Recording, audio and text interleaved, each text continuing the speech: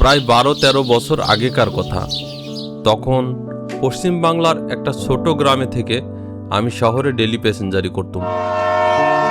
সাইকেলে করে আসতে হতো 8 মাইল দূরের স্টেশনে। একটা ছোট দোকানে সাইকেল জমা রেখে আমরা ট্রেন ধরতাম। সন্ধ্যের গাড়িতে ফিরে আবার সাইকেল নিয়ে গ্রামে চলে আসতাম। আমরা বললাম এই জন্য যে ডেলি প্যাসেঞ্জারি করতাম দুজনে, আমি আর প্রিয়নাথ। মুন্সেফ কোর্টে চাকরি সেরে 5টা নাগাদ প্রিয়নাথের সাইকেল রিপেয়ারিং শপে এসে আমি আড্ডা দিতাম, চা খেতাম। তারপর 7টায় দোকান বন্ধ করে 7:22-এর ট্রেন ধরতাম দুজনে।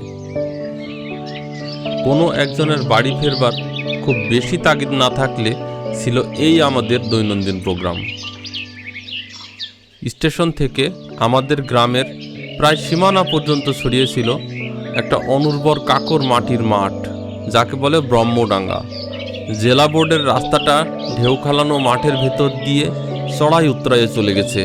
কোথাও কোথাও 20-22 ফুট পর্যন্ত উপরে উঠেছে, দুধারের ঢাল জমি ছাড়িয়ে। পথের পাশে 1.5 মাইল 2 মাইলের মধ্যে কোনো গ্রাম নেই, শুধু এলোমেলো ফণি মনসা আর আকন্দের ঝোপ ছাড়িয়ে আছে। এককালে মাঠটা ডাকাতির জন্য বিখ্যাত ছিল। 500 বছরের ভেতরে ওসব উপদ্রব আর শোনা যায়নি, কিন্তু তবুও একা এ পথে ফিরতে সন্ধ্যের পরে গা ছমছম করত। 2-একটা ভূতের কাহিনীও যে মাঝে মাঝে কানে আসতো না এমন নয়, কিন্তু ও ভয়টা কোনো দিন আমাদের মনে এতটুকু ছাপ ফেলেছে তা নয়, অন্তত সচেতনভাবে তো নয়। সেদিন কোর্ট থেকে বেরিয়ে কতগুলো সরকারি কাজ সেরে নিতে আমার রাত হয়ে গেল। প্রিয়নাথের দোকানে আসতেই তার ছোকরা চাকরটা জানালে যে আমার জন্য অপেক্ষা করে থেকে যথানিয়মে 7:22-এর ট্রেনই ধরেছে প্রিয়নাথ। আমার মনটা দমে গেল। শুধু একা ফিরতে হবে বলেই নয়, দিনটাও দুর্যোগের। একটু আগেই মুষলধারে বৃষ্টি হয়ে গেছে, সেই সঙ্গে আকাশ চেরা বাজের ডাক। বৃষ্টিটা আপাতত থেমেছে বটে, কিন্তু আকাশে এখনো ঘন মেঘে একটা আলকাতরার আস্তর দিয়ে মোড়া, যে কোনো সময় ঝমঝম করে নেমে পড়তে পারে। এরই মধ্যে রাত 9টার পরে ওই সীমাহীন কালো মাঠটার ভেতর দিয়ে একা 8 মাইল সাইকেলে করে আমাকে ফিরতে হবে, কারণ সন্ধ্যের পরে স্বভাবতই নির্জন পথটাতে এই বৃষ্টি বাদলের রাতে যে কোনো সহযাত্রী মিলবে এ আশা করাই বন্ধ না। কিন্তু উপায় নেই, আমাকে যেতেই হবে। ঘন কালো মেঘের দিকে তাকিয়ে আমি একটা দীর্ঘশ্বাস ফেলব। তারপর স্টেশনে এসে 8:28-এর গাড়ি ট্রেন ছাড়তে না ছাড়তে বৃষ্টি নামে। এমন প্রবল বৃষ্টি সচরাচর দেখা যায় না। সারা আকাশটা যেন অন্ধকার সাদা হয়ে গেছে বৃষ্টির কুয়াশায়। মনের মধ্যে দুশ্চিন্তাটা আরও থিতিয়ে বসতে লাগলো। উঁচু কাকরের রাস্তায় জল দাঁড়াবে না, কিন্তু মাঠের ভেতরে বৃষ্টির সঙ্গে হাওয়া মিশলে অবস্থা যে কি দাঁড়াবে সেটা অনুমান করা শক্ত নয়। বৃষ্টি অবশ্য বেশিক্ষণ রইল না। আধ ঘন্টার মধ্যে আমি স্টেশনে এসে নামতেই দেখি বৃষ্টিও ধরে গেছে, মেঘ হালকা হয়ে গেছে, শুধু অল্প অল্প ইলছে গুড়ি পড়ছে তীর করে। যে মুদিখানায় সাইকেল জমা থাকে সে লোকটা ঝাঁপ বন্ধ করার উপক্রম করছিল। আমাকে দেখে হাই তুললে, হেসে বললে, এই রাতে ফিরবেন? থেকে যান না আমার দোকানে। বললাম সে হয় না, বাড়িতে সবাই দুশ্চিন্তা করবে।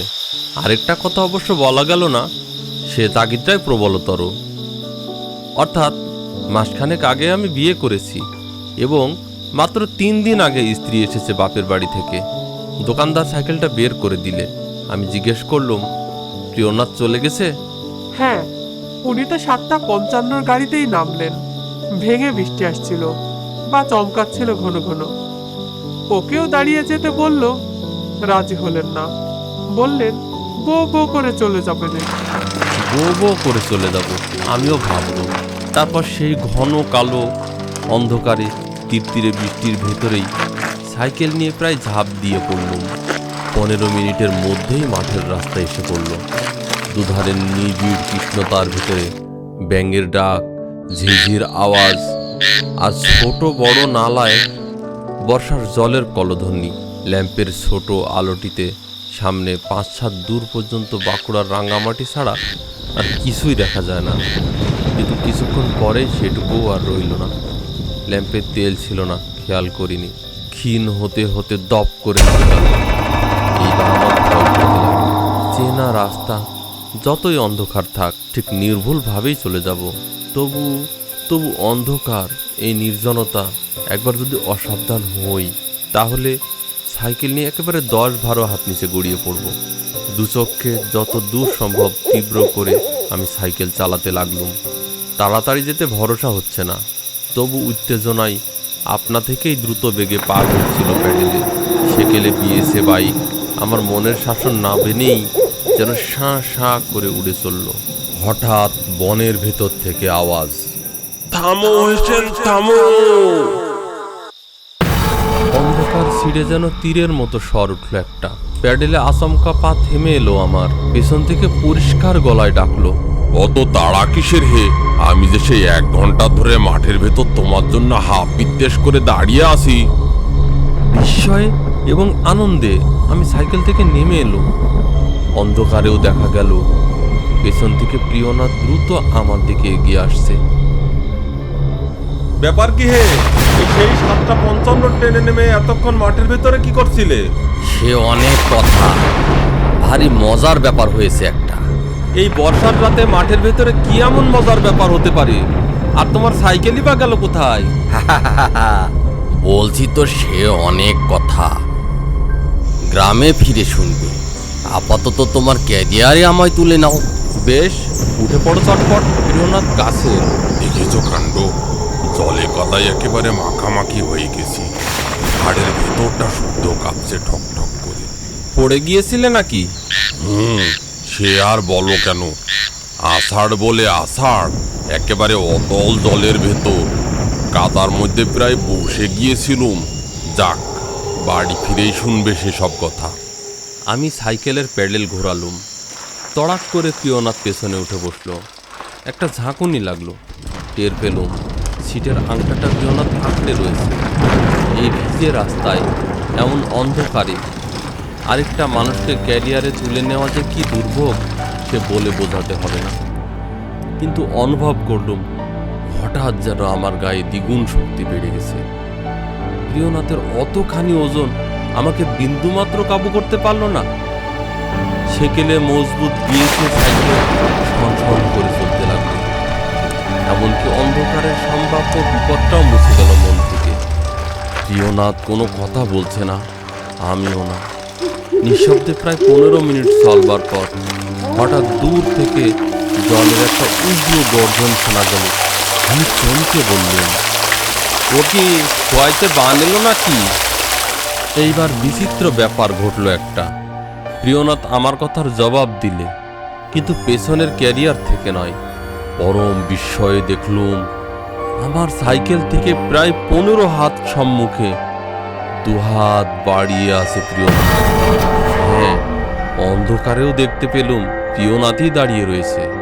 প্রিয়নাথ ডেকে বললে, নামো সেন নামো, বানের জলে খোয়াইয়ের পচা কাঠের পোলটা ভেসে গেছে, আর এগোলে খাড়া 30 হাত নিচে আশ্রে পড়বে। মুহূর্তের মধ্যে সারা শরীরে আমার বিদ্যুৎ বয়ে গেল। কখন ক্যারিয়ার থেকে নামলো প্রিয়নাথ? কখনই বা এমন করে 15 হাত দৌড়ে গেল সে? সাইকেলের গতি মন্দা করতে করতে আবার শুনলাম।